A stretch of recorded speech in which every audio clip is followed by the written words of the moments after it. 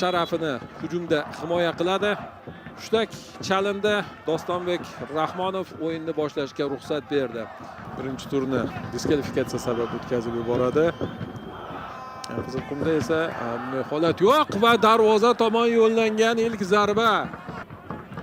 Demak, aytib o'tgandik, bugun 3 ta uchrashuv belgilangan. Uchalasi ham davom etmoqda. Oybek Bozorovda yaxshi uzatma, Rustam, lekin mana bu yerda Hojimat va Akmal o'zi hal qiladimi? Yo'q. Bu ham tepishga tepdi, ammo tepgan to'p ko'proq uzatmaga o'xshab ketdi. Mana bu yerdan esa zarba yo'llagan futbolchi Muhammad Rasul Abdumajidov deb taxmin qilaman.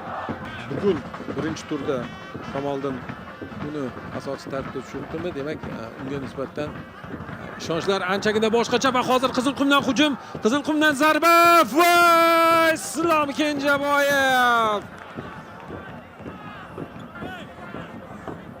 vaziyatdan foydalana olmadi. Yo'llagan zarbasi darvoza to'siniga tegdi adashmasam. Ha, Paxtakor futbolchilari mana bu yerda uni yolg'iz qoldirishdi, jarima maydoniga kirdi va balkim ularni foydasiga ko'proq xizmat qilishi ehtimoli ham yo'q emas.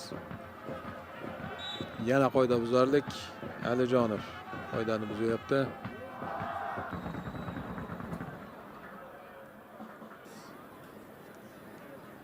Mana bu kutilmagan holat. Hojiakbar Alijonov,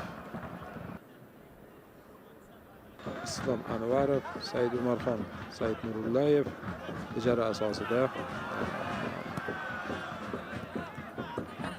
faoliyat yuritmoqda. Boshqa jamoada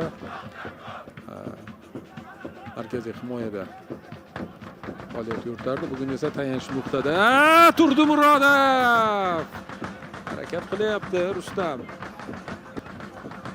Faqat Rahmatov yaqin burchakni yopdi. O'yindan tashqari holat yo'q va e'tibor qilganimizdek bu yerda Farhod va taymning ikkinchi yarmida Qizilqum biroz chekindi yana. Himoyada chekindi. Bu mana bu golga sabab bo'lishi ham mumkin bo'lar edi. Oybek Bozorov. Yo'q, Sardor ekan bu. Mumkin. Dilshod Saidovdan uzatma bor. Sardor to'pni chiroyli tarzda o'ziga bo'ysundirib olgan va Rustam Turdimurodov kutilganidek zaxiraga olinmoqda. Yomon emas Rustam. Hujumchi kamida 2 ta odam bilan qo'riqlanadi. Buni yaxshi bilasiz. Qoida buzilgan bo'lsa-da to'p Paxtakor futbolchilarida qolmoqda va hozir vaziyatdan foydalanib ketish uchun imkoniyat. Zarba, darvozabon Farhod to'pni qaytarib yubormoqda. Yana bir zarba va to'p darvoza ustuniga tegmoqda. Sherzoddan zarba, uchinchisi gol! Birinchi urinish Dostonbek Hamdamov mavsumdagi ilk golni raqib darvozasiga yo'llamoqda. Hujum dahshatli tarzda boshlandi. Ketma-ket hujumlar, zarbalar va 4-chisimi? 4-chi zarba. Mana tajribali futbolchi qanday bo'lish kerak. Kamoliddin Tojiyev ham bekorga tushirmagan. Birinchi zarba, mana bunisi ikkinchi zarba, mana bunisi uchinchi zarba, ha, aynan 4-chi zarba. Dostonning o'zi bu birinchisi emas ekan, uzr. Doston tepgan ekan. Birinchi zarba va 4-chi zarba aynan Hamdamovga tegishli.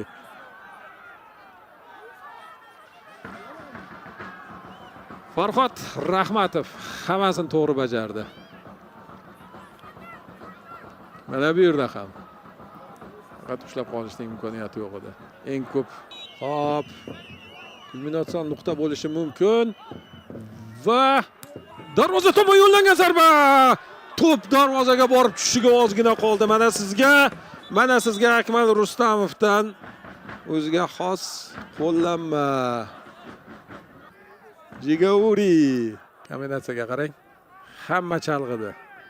Jigauri. Kumborovich ham gol urib ketishi mumkin ekan.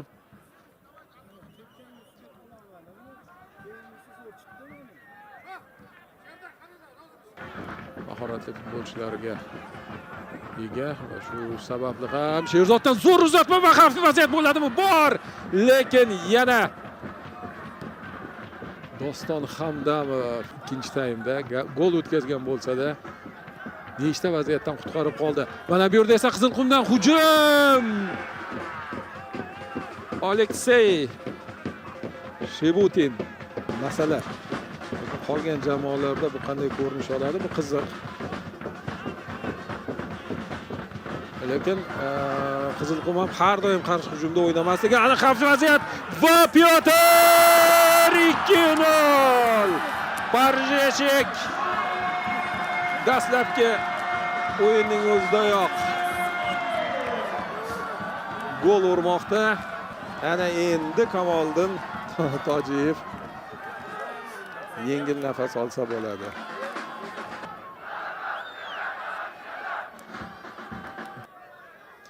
Endi masala hal desak ham bo'lsa kerak.